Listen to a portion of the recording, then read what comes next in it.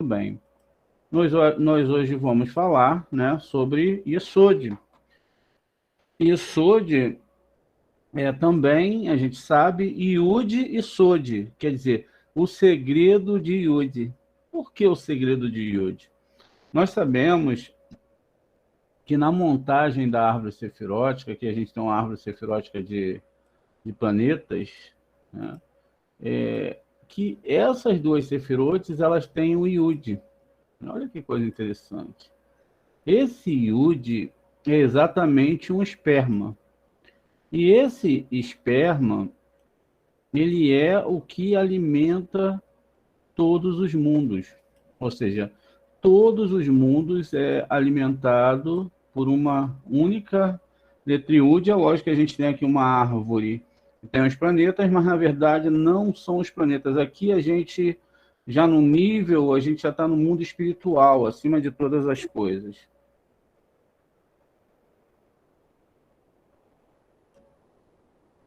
Então, o que acontece com isso?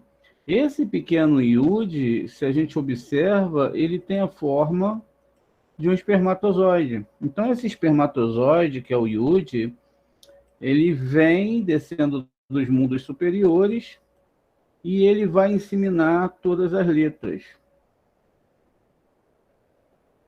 Ele insemina todas as letras e aí sim, a partir de um único ponto que o Eterno coloca, todo o universo ele é alimentado. Com isso, todos os seres, sejam angelicais, espirituais, né, forças positivas e negativas que estão nos mundos superiores ou aqui no nosso mundo, são alimentados, cada um com a proporção necessária para a sua sobrevivência, né? Então, todos os mundos, todos os anjos aguardam ansiosamente esse pequeno Yud. O Yud também ele lembra uma pequena moeda, né? Como o Yud ele representa o primeiro nome do Eterno, como ele é tão pequenininho, ele representa também uma moeda, ou seja, para nós é dado uma tzedakah. A gente não percebe que a cada dia, por mais complicado que seja, por mais que a gente não esteja dentro daquilo que a gente ache que devíamos estar para sermos felizes, quer dizer, nós estamos recebendo tzedakah do Eterno. Esse espermatozoide, que a gente vai ver agora descrito na Torá, e também é tido como a forma que uma alma entra aqui, passando por todas as etapas, assim como da árvore sefirótica que representa o corpo de Adão, mas também representa nós mesmos, porque todas as coisas estão interligadas. Como tudo está interligado, quer dizer, o Re, que está aqui na segunda letra do nome do Eterno, está aqui em Binar, ele então recebe esse Yud, desse Yud, essa pequena moeda, essa de Sedacá. Com isso, quando o Zerampim ele está bem preparado, então nós recebemos aqui depois das festas todo o benefício que nós vamos receber do divino, recebemos um pacote. Por isso, como a gente vai compreender hoje, Yesod quer dizer que existe um segredo nisso tudo, ou seja, esse segredo a gente vai descobrir passo a passo como funciona dentro da Torá. Finalmente, eu tenho a última letra Re, que não tem nada que ver com a letra Re lá de Biná. São duas letras Reis, mas uma está aqui embaixo, outra lá em cima. Por isso que nós não fazemos Te-Chuvá, é Te-Chuv-Re. Nós temos que voltar para o Re de Biná. Muito bem. Olha que coisa interessante. Cada ser humano que vai chegar nesse mundo, ele passa por uma guerra imensa, como a gente viu no vídeo. São muitos espermatozoides. Logo no início, muitos são destruídos. Existe uma proteção na mulher, no órgão sexual da mulher, e no início eles já são destruído. Isso quer dizer que nossa entrada nesse mundo, ela já é um milagre. Nós agimos instintivamente. Shalom a todos que chegaram. Desculpe por não ter falado com todos, que a gente estava vendo um vídeo, tá? E quem chegou, por favor, fecha o microfone. Então, todos nós chegamos aqui e estamos agora um milagre total, porque a nossa alma desceu, a nossa alma veio aqui e ela então tinha uma missão. Muito bem. Tudo isso acontece durante o ato sexual. Por isso que a gente vai falar da Sefirot Yesod. Eu já falei várias vezes para você que a história de Yosef, ela é a história de toda a alma que desce esse mundo. Ela não é a história de Yosef, mas de toda a alma que vem para esse mundo, que é chamado de Mitzrayim, ou seja, Egito. Toda alma que desce aqui, ela vai vir como? Disfarçada por um corpo. O corpo esconde a alma, e a alma, ela fica sempre em segundo plano. Algumas pessoas nem acreditam que a alma possa existir, de tão coberta por essas camadas que ela está dentro desse corpo. Ao estudar Yesod e os ciclos da Lua, a gente vai vendo que sempre tem a festa da Lua Nova na Torá. Ou seja, todo mês tem o que nós chamamos de Rosh Hodesh, que é a festa da Lua Nova, que era feita por Davi, e todo judeu que conhecia tudo isso que nós estamos aprendendo neste momento. Ou seja, a Lua ela chega num ciclo e agora ela está no ponto exato para abençoar. Quer dizer que, pelo que está descrito na Torá, as bênçãos elas não descem a todo momento, mas ela tem momentos específicos para descer. E segundo o entendimento da Torá, esses pacotes de energias que descem, eles têm um tempo de durabilidade, ele só dura até a próxima festa. E aí você tem que, de novo, receber essa energia novamente. Como a gente já falou de CRI, já explicamos várias vezes o que é um CRI, quer dizer, se você tem um CRI que é pequeno, né, um CRI pequenininho, você não consegue receber nada, você recebe pouca coisa. Quem tem um CRI grande é que vai receber muita coisa. Veja, você tem um CRI desse tamanho aqui, isso significa que você não vai receber muita coisa. Agora, se você tem uma pessoa que tem um CRI imenso, tá vendo? Ele vai receber muito mais do que você. Olha a diferença. É por isso que todo cabalista tem que ter um grande ego. Se você não tem um ego desse tamanho ou até maior, você não pode ter a Torá com você. Porque você não está apropriado para receber a Torá. Por isso que não se luta contra o ego, tá vendo? A pessoa que tem um ego desse tamanho, o que ela recebe? Recebe pouca coisa. Agora nós imaginemos uma coisa, que todos nós estamos na chuva. E lá na chuva, cada um tem um balde. Cada um tem um balde. Um tem um balde maior, outro menor, outro talvez consiga fazer um sistema de captação de água. Olha que incrível. Quer dizer, a pessoa que mais conseguiu ter o seu recipiente maior e conseguiu até elaborar uma forma de recolher essa água com mais facilidade, ela consegue muito mais benefício. E aí o que acontece? Aquele que não consegue, ele não consegue benefício. Ele não tem como pegar a quantidade, ainda que ele possa correr para tudo que é lado, ele possa se esforçar o mais que ele puder se esforçar, ele não vai conseguir. Por quê? O ego dele é muito pequeno. Como o ego dele é muito pequeno, ele não tem o que... Não é pequeno, ele deseja... Não deseja. Agora, o que eu tenho que mudar é a intenção do meu ego. Quando eu mudo a intenção do meu ego, porque o eterno é a chuva, ele não para de chover, não, ele não parou de mandar bênçãos. As bênçãos vêm a cada momento. Você que não consegue pegar as bênçãos. Você que não consegue recolher. Como você não consegue recolher as bênçãos, o que, que acontece? Ela cai fora. E aí aquilo que era para ser uma bênção, ela se torna algo contrário à bênção.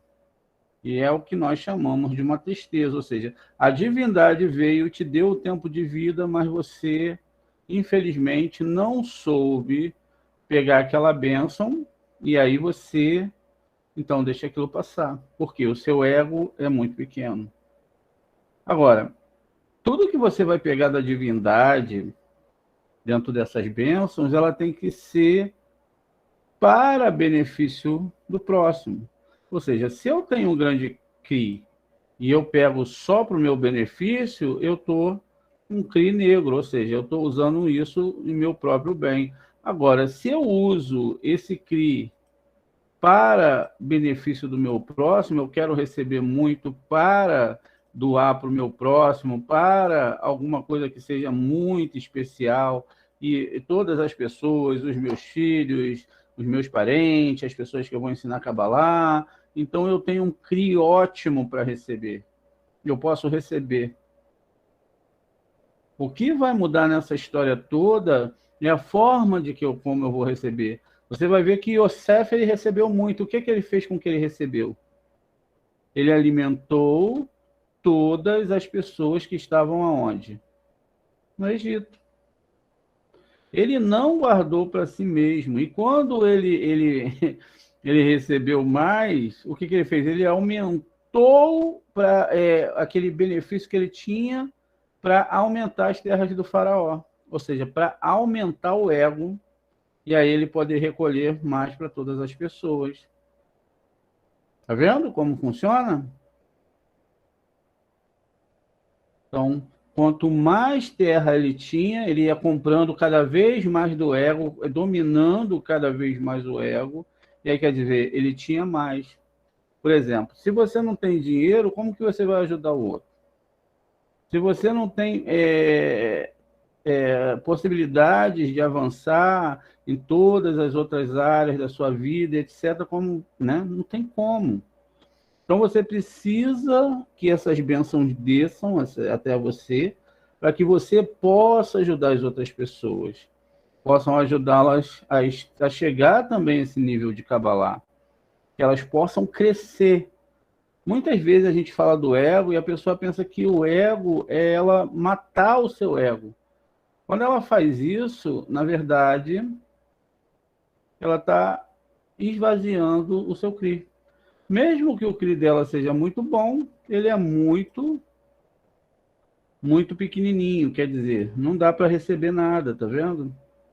É tão pequenininho que ele vai ficar aqui embaixo, ó, e o que ele recebe?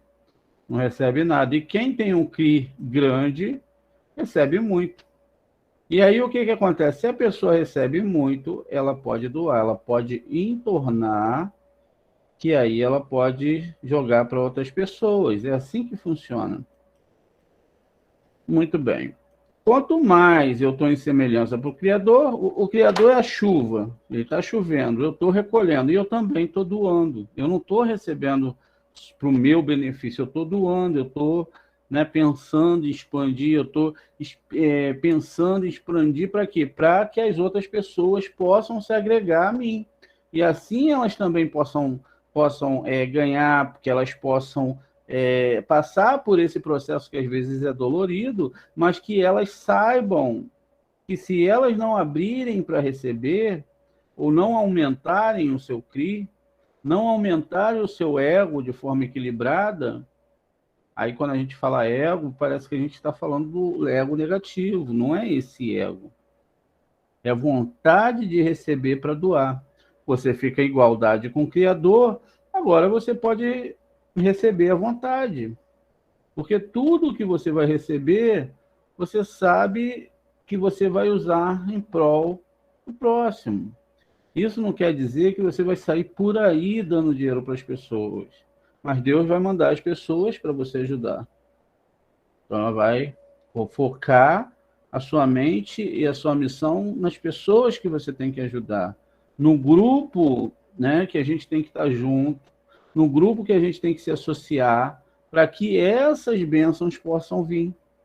Então, quando eu tiro esse ego ruim de receber para mim mesmo e eu potencializo esse ego para doar para o próximo, isso vai permear toda a minha vida. Ou seja, eu não recebo mais para mim, eu recebo para fazer como o Eterno faz. Ele emana, ele desce lá de cima com o seu Yud, ele faz com que essa divindade caia sobre essa árvore. Então, ali, durante a questão de Yesod, ela traz para mim, então, essas bênçãos que vêm do Eterno, porque tudo vem dele, o bem e o mal. E aí, eu recebo para fazer o benefício do meu próximo, para doar, para que ele possa avançar, para que eu possa ser uma pessoa que realmente eu interaja com as pessoas para o bem. Ao invés de eu ser aquele cara que só lidava com o outro querendo lucro, agora eu começo a amar o meu próximo como a mim mesmo. Ou seja, eu começo a ser igual a Deus e criar possibilidades e probabilidades para o meu próximo. E aí o que acontece? Geralmente a gente faz isso entre os cabalistas. As pessoas que vão chegando, vão se aproximando, a gente vai agregando elas ao corpo.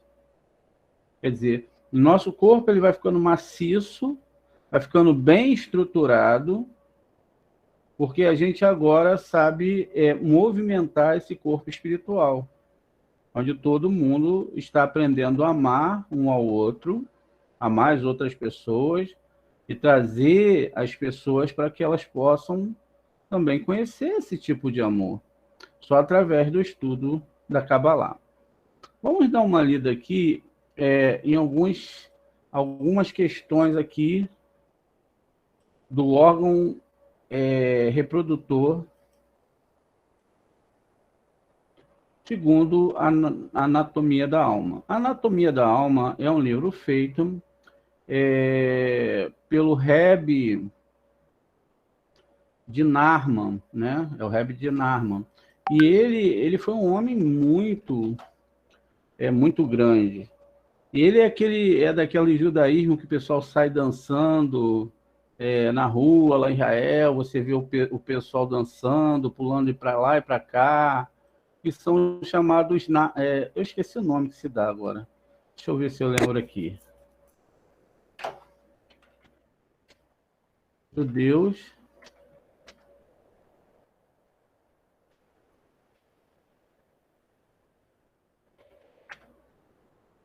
Então,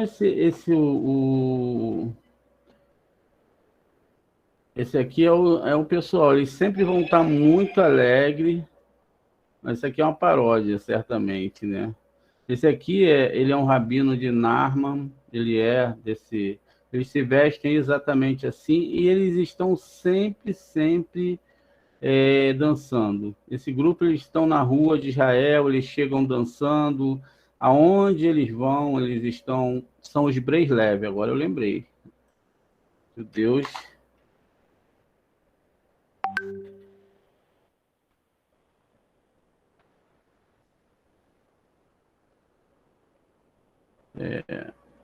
Deixa eu ver se eu acho algum judeu Breslev aqui dançando. Esse aqui também Shalom Arush, né? Rav Shalom Arush. Ele também é um Narman. A gente também tem o Rebbe também, que não é do Narman, é outro tipo, mas eles são bem alegres.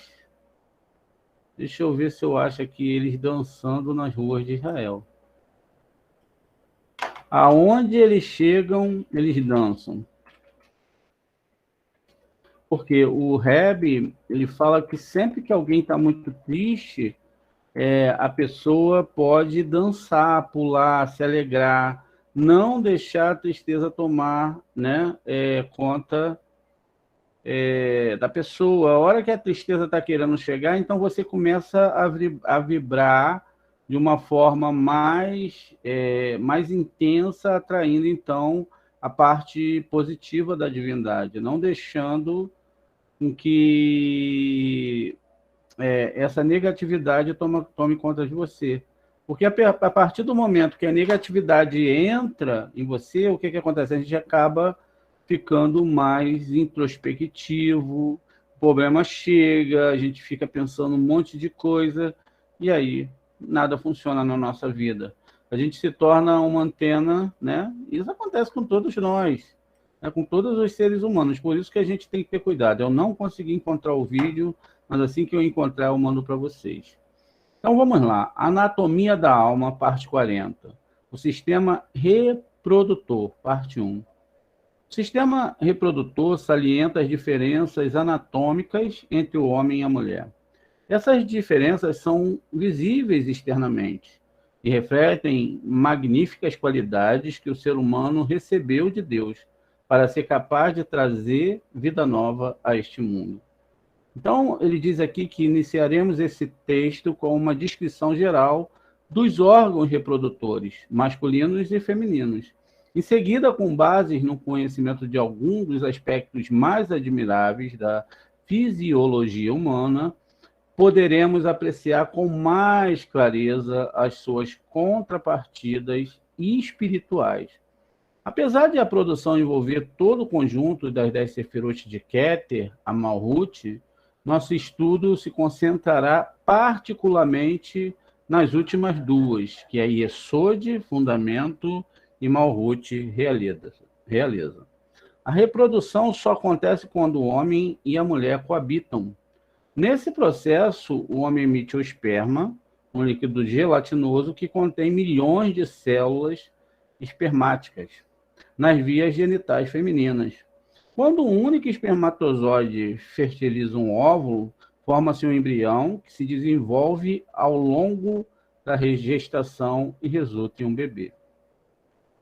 O homem atinge a puberdade na fase do desenvolvimento em que ele se torna apto a reproduzir-se aos 13 anos, aproximadamente. É por isso que, de acordo com a lei judaica, o menino passa a ser considerado adulto nessa idade. Ele faz o bar mitzvah. O sistema reprodutor masculino fica na parte externa do corpo e compreende o saco escrotal, o testículo e o órgão sexual. O esperma, ou sêmen, é produzido e amadurecido por um grande número de glândulas e dutos dentro do testículo, que também produzem hormônios masculinos. Quando o homem fica excitado, o seu órgão torna-se ereto, possibilitando a ejaculação e a emissão de sêmen. Os principais órgãos reprodutores masculinos estão situados na região externa, porque a temperatura corporal interna é muito alta e não permitiria que o esperma se desenvolvesse. O saco escrotal mantém os espermatozoides a uma temperatura ligeiramente inferior ao do interior do corpo. O sistema reprodutor feminino, localizado na área interna do organismo, compreende os ovários, que produzem os óvulos e os hormônios femininos. As tubas uterinas, também denominadas ovidutos ou trompas de Falópia, e o útero, por volta dos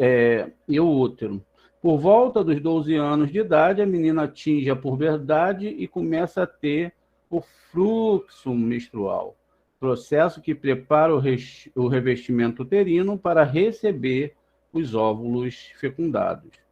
Com a união conjugal, os fluidos genitais dos parceiros se juntam e pode ocorrer a fecundação, em geral dentro das tubas uterinas. O óvulo fecundado se divide e forma um embrião que é implantado na parede do útero, onde se desenvolve até ser capaz de sobreviver fora dele. Durante o amadurecimento, o embrião, o ser humano, nas fases iniciais do seu desenvolvimento intrauterino, e o feto ser humano em desenvolvimento após o fim do terceiro mês, a partir da concepção, são nutridos através da placenta, que permite a troca de nutrientes, oxigênios e produtos residuais com a mãe. Quando o feto atinge a maturidade, a parede do útero começa a contrair-se ritmicamente, devagar, no início, e depois com frequência e intensidade crescente, que causam as dores do parto. Até acontecer o milagre do nascimento, depois de dar à luz, a mãe tem a habilidade natural de nutrir o bebê com leite humano por meio da amamentação. O processo para o qual seu corpo se foi preparando durante a gravidez. O ARI oferece várias explicações para o fato de a puberdade ter início aos 12 anos. Na mulher, é só um ano mais tarde, e só mais um ano mais tarde no homem. As dissertações sobre esse tema, encontrado em diversos capítulos do seu livro, Etz Haim, são demasiadamente extensos para serem discutidas aqui. Portanto, recomendamos que o leitor faça uma pequena independente sobre o assunto. O Reb Natan explica que as idades de amadurecimento do homem e da mulher diferem porque o homem corresponde a Zerampim, que é análoga à Torá, escrita, interpretada por meio de 13 princípios exegéticos. Zerampim, a gente sabe que são essas 6 sefirotes representadas pelo Vav, por isso se chama Zerampim. Por isso que a letra Vav ela tem o valor 6, e que são representadas aqui pelos 13 princípios exegéticos. Por essa razão, ele se torna um adulto aos 13 anos. A mulher, por sua vez, corresponde a Malhut, que personifica 12 tribos. O reino da santidade e da fé, o reino de Israel, que aceitou a Torá no Sinai, é composto por 12 tribos. Por isso, ela atinge a idade adulta aos 12 anos. Como a dimensão física espelha a espiritual, a perfeição da união de Zerampim com Malhut reflete essa união do marido e da mulher. Ou seja, quando eu tenho aqui agora essa união desse Vav, dessas sefirotes, que são essas 6 sefirotes, juntamente com Malhut, eu tenho, então, um acasalamento espiritual, onde o sêmen divino ele vai ter que passar para chegar até mim. Muito bem. É assim que funciona dentro da Torá. Veja, o mesmo ciclo entre homem e mulher. A semente do plano espiritual é a energia espiritual que flui diretamente de Deus, através das sefirotes, dos níveis mais elevados aos mais baixos, até chegar a Sefirá Yesod, que é a lua. À medida que o Shefa desce, cada Sefirá contribui com a sua característica específica. Lembra do nascimento, de como o espermatozoide ele entra, ele não tem uma consciência, ele só tem um instinto que ele tem que ir em frente, assim também é com a questão divina. Quer dizer, se você tem um grande Cri, você não precisa de muito esforço para pegar essa divindade. Agora, se o seu Cri é muito pequeno, você não consegue pegar. Quando alcança Yesod, né, a semente está plenamente desenvolvida e pronta para ser transportada para Malhut. Os frutos de Yesod são depositados em Malhut, para que o reino de Deus possa ser revelado e estabelecido na terra. Assim como em cada Sefirá fornece as suas qualidades únicas a Yesod, cada parte do corpo humano colabora com as suas propriedades distintas para formar a semente que dará origem a um novo ser. Dá uma parada aqui para a gente fazer uma observação. Quer dizer, então, que cada ato que eu faço de reza, que cada ato que eu faço perante o divino, irá também gerar um bebê espiritual. Ou seja, uma bênção que será apropriada para que eu receba, para que eu possa doar para o meu próximo, ou ajudar as pessoas a se desenvolverem na Kabbalah. Conforme nos ensina o Talmud, o esperma é extraído do corpo inteiro, de todos os órgãos, glândulas e hormônio, pois são todos responsáveis pela saúde. Além disso, o Zohar explica que o sêmen, que é branco, se origina na massa branca do cérebro. Portanto, a mente é a verdadeira fonte do esperma humano. No nível prático, quando o indivíduo está prestes a coabitar, ele tem alguns pensamentos sobre a relação conjugais, mesmo que fugaz, que precede os atos. Num processo semelhante ao sistema de interação da Sefirot, que começa no morrinho, no intelecto, e desce a Yesod antes de passar para a Malhut. Os pensamentos durante a coabitação têm um efeito enorme sobre a constituição das características do bebê que deverá nascer, pois a semente provém da mente. Olha, então quer dizer que tudo que eu vou ter na minha vida, todas as coisas vão, então, ser um projeto daquilo que a minha mente projeta. E não somente um projeto do que Deus vai escolher. Ou seja, a vibração, vocês lembram a vibração quando o sêmen, o espermatozoide, ele está subindo ali durante o processo de entrar e ovular a mulher e etc., é um processo que praticamente, se nós olhássemos aqui da nossa forma, era impossível para a gente. Um ser minúsculo que percorre um caminho cheio de dificuldades. Muitos morrem no caminho, mas apenas um ou alguns vão chegar ao ponto final. Quando eles entram no óvulo, o que acontece? O próprio óvulo bloqueia os outros. É uma coisa muito incrível. Então, o que acontece? A mesma coisa vai acontecer aqui conosco, ou seja, o processo das bênçãos que vão chegar até mim e o que eu desejo fazer vai ser esse processo do que tem na minha mente. Se eu tenho projetos para esse mundo e projetos egoístas, então meus processos não vão dar certo. Ou vão aparecer no momento processos egoístas para que Deus possa mostrar que você não está muito imbuído na questão da Kabbalah ou da Torá. Na verdade, você tem os seus projetos e não tem o projeto da Kabbalah. Toda vez que você bota um projeto seu à frente da Kabbalah, é o Eterno te mostrando que você não tem responsabilidade nenhuma com ele. Os seus projetos são mais importantes que o projeto que ele criou desde a construção do mundo, com toda essa organização para a chegada das nossas almas nesse mundo, e também segue o mesmo estilo a chegada das bênçãos nesse mundo. Só que muitas vezes o nosso corpo nos engana. E a gente fala, não, quando eu terminar esse projeto, aí sim eu vou ter tempo para fazer aquilo. Quando eu terminar aquele projeto, então sim eu vou ter tempo para Shem, vou me dedicar e etc, vou ficar mais tranquilo. Quando, na verdade, antes da gente chegar aqui, a gente viu o processo que existe dos espermatozoides correndo para chegar aqui.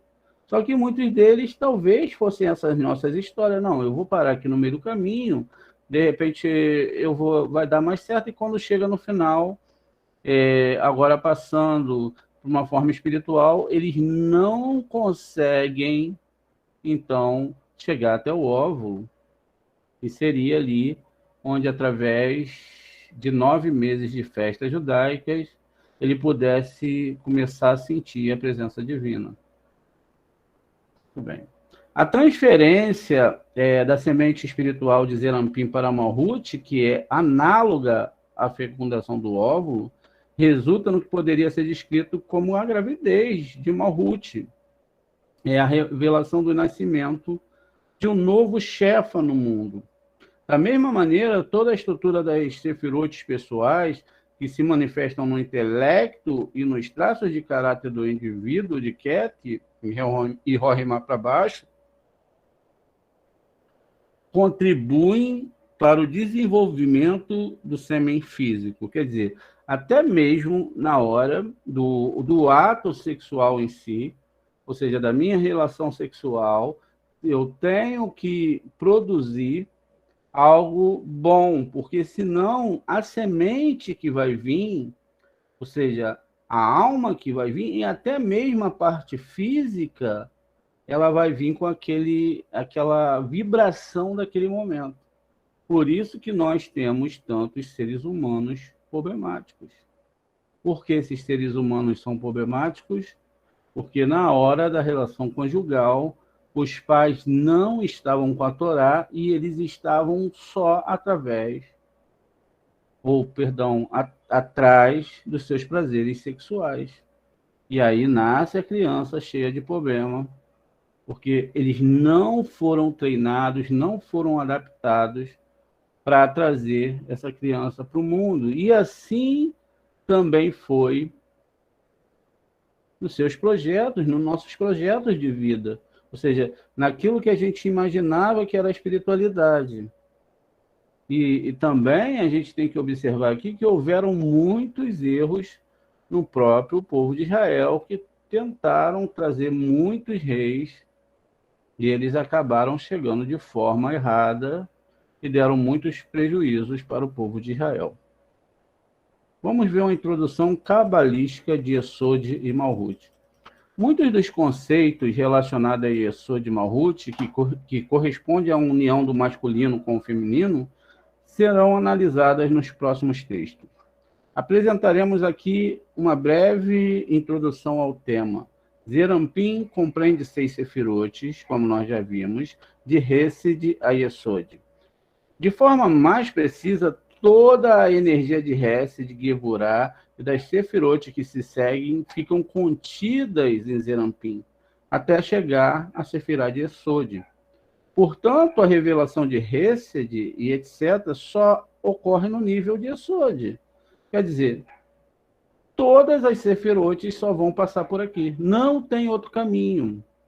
Inclusive, existem alguns desenhos de árvores sefiróticas que você tem algo errado nelas, porque elas vão ter um outro desenho aqui embaixo. Isso não existe.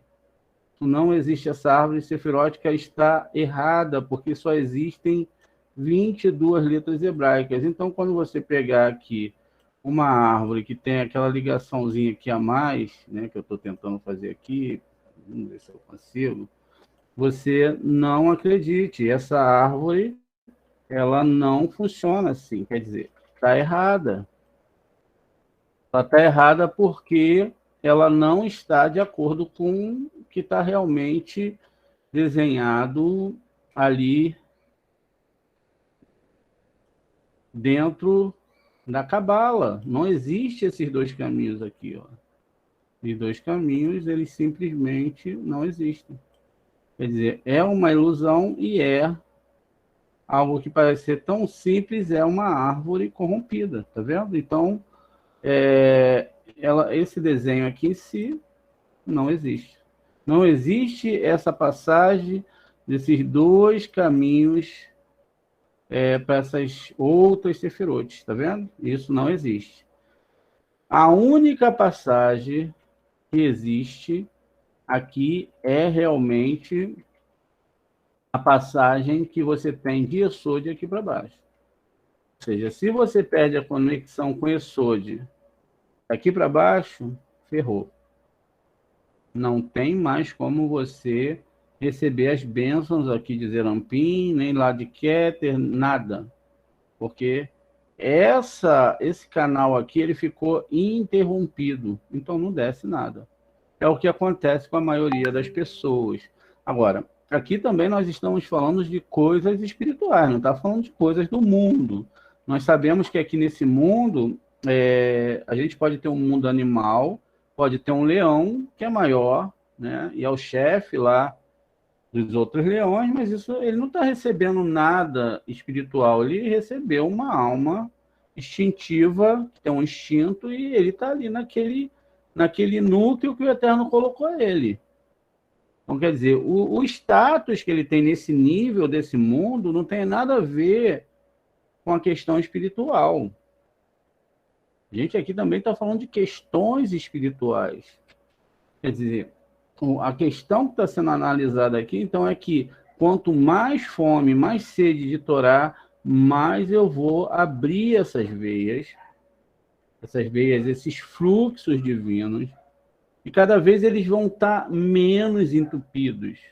Quer dizer, cada vez que a divindade enxerga em mim um projeto, e eu tenho o desejo de não receber para mim mesmo, quer dizer que eu vou estar, então, entrando em equivalência com o Eterno. Então, eu me torno o quê? Um agente justo do bem. Então, eu me torno um agente do bem que vou estar fazendo o melhor pelo meu próximo, mas também vou julgar o meu próximo de acordo com o que está na Torá. Muito bem.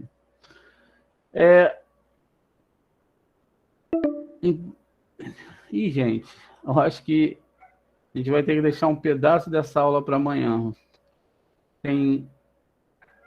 Faltam 10 minutos, dá para a gente terminar e um pedaço vai ficar para amanhã. Aí a gente vai tentar emendar com Malhut, com o que a gente vai falar sobre Malhut amanhã. Então vamos aqui rapidinho. De forma mais precisa, toda a energia de Hesed, de Gevurah e das Sefirotes que se seguem fica contidas em Zerampim, até chegar a Yesod. A revelação de Hesed só ocorre no nível de Yesod. Através de Yesod, Zerampim transmite o Shefa, a abundância, a Malhut. Malhut o recebe e fica grávida, até que esse Shefa esteja pronto para ser transferido ao mundo a fim de beneficiar a humanidade. Nunca é só para a gente, para toda a humanidade. O Sefer Yetzirah explica que as 6 direções espaciais, norte, sul, leste, oeste, para cima e para baixo, correspondem a 6 sefirotes de Zerampim. Qualquer que seja a localização da pessoa, as 6 direções sempre apontam para fora. Isso define o aspecto masculino, pois o homem se relaciona com o mundo e se expressa com uma atitude voltada para o exterior. Por outro lado, Malhut, o aspecto feminino, é a única sefirá e o ponto central para o qual convergem as 6 direções de Zerampim. Logo, o aspecto feminino da criação é representado pela introspecção e constitui o destino final de Zerampim, ou seja, não tem outro lugar para onde essas bênçãos possam ir. Se ampliarmos essa ideia, podemos ver em Zerampim e Malhut como os dias da semana até o Shabat. As 6 sefirotes de Zerampim correspondem aos 6 dias da semana, o aspecto masculino quando saímos para cuidar de nossos negócios, nossas necessidades materiais, ou nossos esforços espirituais. No Shabat, ficamos na esfera feminina, porque então podemos absorver os frutos de tudo que fizemos durante a semana. Assim mesmo que a pessoa tem um árduo trabalho físico ou espiritual, a semana inteira, sem o Shabat, ela não tem como receber os benefícios da sua diligência. Zerampim e Malhut têm uma relação muito especial, porque correspondem ao Vav e ao rei final do tetagrama. Essa relação é uma extensão da associação entre Abba, que é Rohimá, pai, sabedoria, e Ima, Binah, mãe, entendimento, que correspondem respectivamente ao Yud e ao primeiro rei do tetagrama. Porém, há uma diferença enquanto Rohimá e Binah, como pai e mãe, são considerados de igual condição. Zerampim e Malhut, a princípio, não são iguais e são descritos como filho e filha. Zerampim é o irmão mais velho e Malhut é a irmã mais nova. Veja, enquanto esses dois aspectos da árvore sefirótica, eles são não no nível de planetas como a gente está aqui, Rohimá e Binah, são pai, Adã e Ima, mãe. Aqui embaixo, nesse sistema aqui, Zerampim é o irmão mais velho e a Terra a irmã mais nova, ou seja, não existe a mesma sexualidade entre eles. Enquanto em Malhut, eu recebo tudo, como sêmen que vai entrar no órgão sexual feminino e vai trazer a vida, assim também só há vida aqui se vier de cima, em qualquer nível que essa vida exista. Bem, vamos continuar aqui.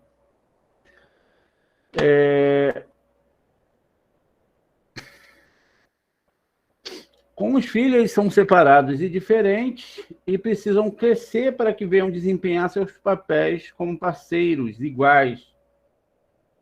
Só quando ambos amadurecem, Zerampim se une a Malhut e a chama minha irmã, minha noiva, como está lá em Cânticos. Toda vez que o Shilomon ele vai falar sobre a irmã, sobre a noiva, sobre a beleza, ele não está falando de mulheres. Ele está falando dessa relação entre Malhut e Binah, entre essas forças espirituais, onde esses tempos de bênção, onde ele conseguia realmente lidar com o divino. Quase 3/4 da obra do Aren trata do crescimento e amadurecimento de Zerampim em Malhut. Vamos continuar aqui. Os despontar da função reprodutora assinalam um marco fundamental no processo de desenvolvimento do ser humano. O amadurecimento e a reprodução andam juntos e estão ligados a Da'at.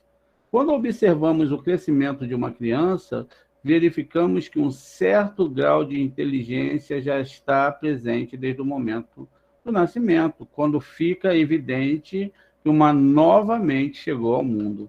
O recém-nascido sadio mostra imediatamente uma percepção aguçada do ambiente e responde à sua maneira.